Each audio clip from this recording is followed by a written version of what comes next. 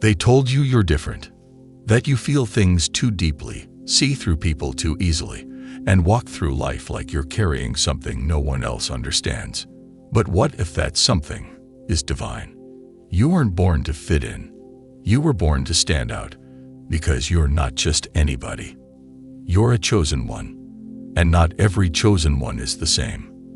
There are 9 spiritual archetypes, 9 sacred callings, and if you listen closely, you'll find yourself in one of them.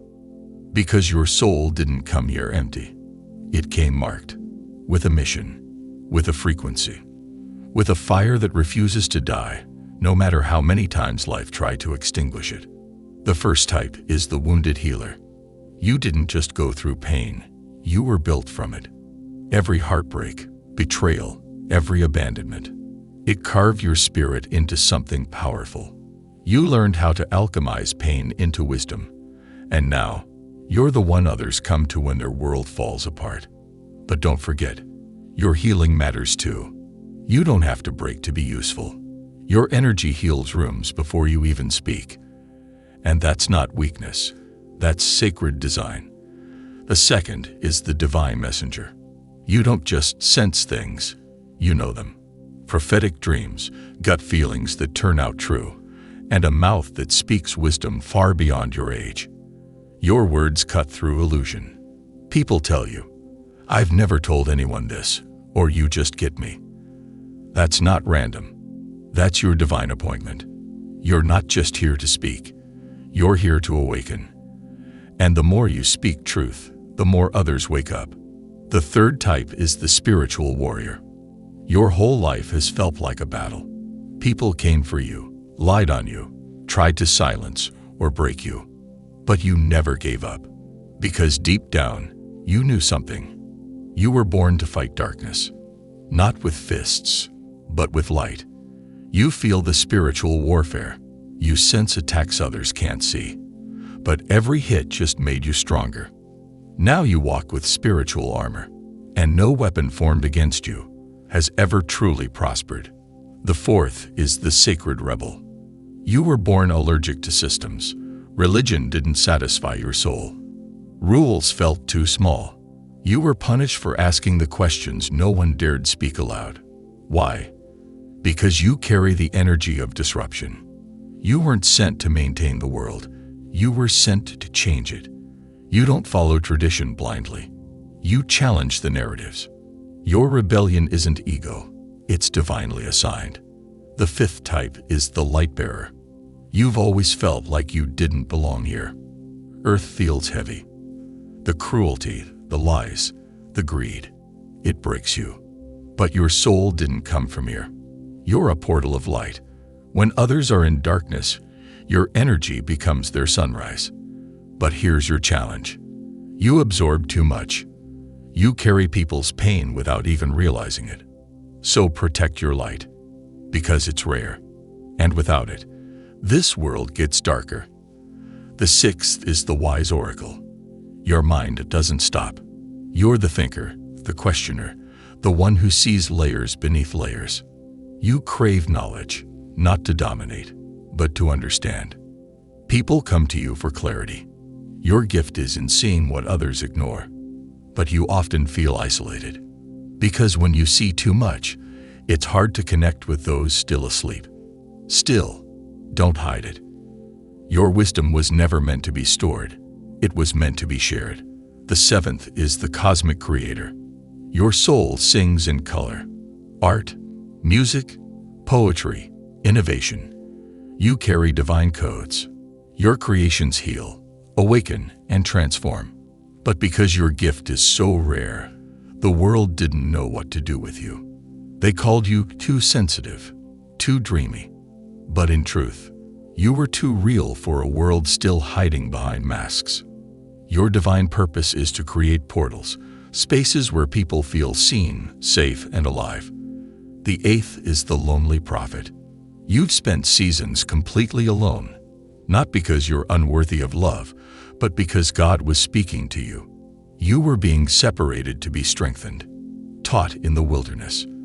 Your silence wasn't punishment, it was preparation. You see things coming before others do. You speak warnings and wisdom, and often people ignore you until it happens. But you're not here for applause.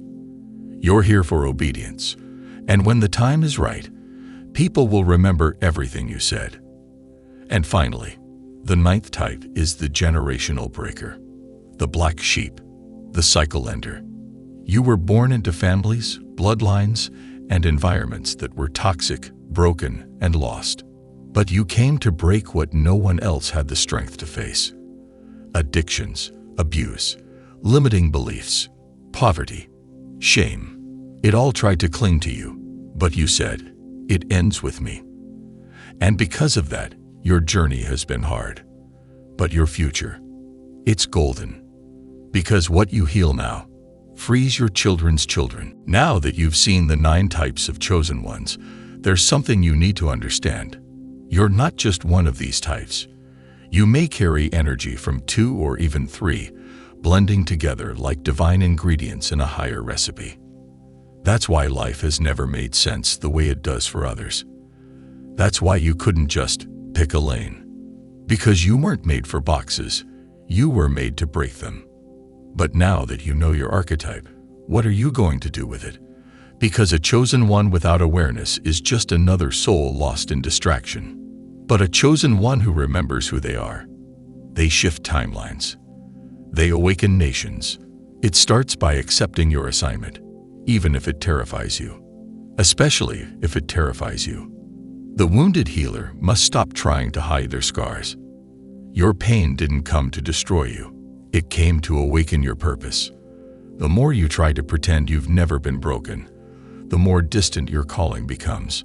But the moment you say, "Yes, I went through hell, but I came out carrying heaven," that's when your true anointing begins.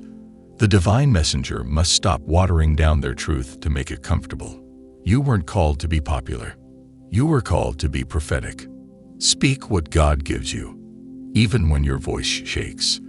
Because the very thing you're scared to say, that's the thing someone else is silently begging to hear.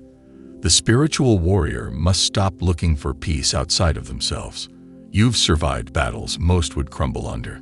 But your greatest battle now is not against others. It's against your own self-doubt. You don't need to fight for your place. You are the place. Your presence alone sends darkness into retreat. You are the weapon. You are the fire. The sacred rebel must stop apologizing for disrupting false systems. You were never meant to go along with what's broken. You were meant to expose it, even if it means losing comfort, even if it means losing people, because your disruption is someone else's liberation. You don't break the rules, you rewrite them. The light bearer must stop dimming themselves just to feel normal. You're not here to blend in. You're here to illuminate. But your light can only shine fully when you let go of those who can't handle your radiance. You don't have to shrink to be loved. The ones who can handle your light, they're coming. The wise oracle must stop hiding behind logic alone. Yes, your mind is sharp, but your intuition is sharper. The world needs your voice, not just your thoughts. Speak, teach, guide. Even if you feel like no one's listening at first, the ones meant to hear you will always find you. The cosmic creator must stop believing the lie that their creativity is a hobby. No, it's your divine language. Every painting, lyric, melody, or vision you release, it shifts something in the unseen. Don't wait for permission to create. Your creativity is your calling. The lonely prophet must stop confusing solitude with punishment. You weren't rejected. You were redirected. God took you into isolation because what you carry can't be contaminated. Your silence is birthing something sacred. And when the world is ready, your voice will shake the ground. The generational breaker must stop asking for validation from the very systems they're meant to dismantle. They won't understand you, and they're not supposed to. You weren't sent to be understood. You were sent to be obeyed. When you heal, everything behind you starts to shift. Curses break, cycles end, and heaven claps. Chosen one, this is why you've been attacked so much. This is why your life has been heavier than most. Because you were born carrying a frequency this world isn't used to. You don't belong. And that's exactly the point. You're the glitch in the system, the divine interruption in a sleeping world. You are the storm and the stillness, the pain and the prophecy, the tear and the healing. So what now? Now you activate. You stop hiding. You stop trying to make sense to people who were never meant to see you. You stop betraying your gift just to stay small. You stop tolerating what dishonors your purpose. You remember every sign, every nudge, every moment you were about to give up. And yet something pulled you back in. That was your calling speaking. It never left you. It's just been waiting for you to show up. So show up, not as who the world told you to be, but as who your soul already knows you are. You're not just a chosen one. You're a blueprint, a portal, a divine disruption wrapped in human form. And now that you've remembered who you are, the world will never be the same.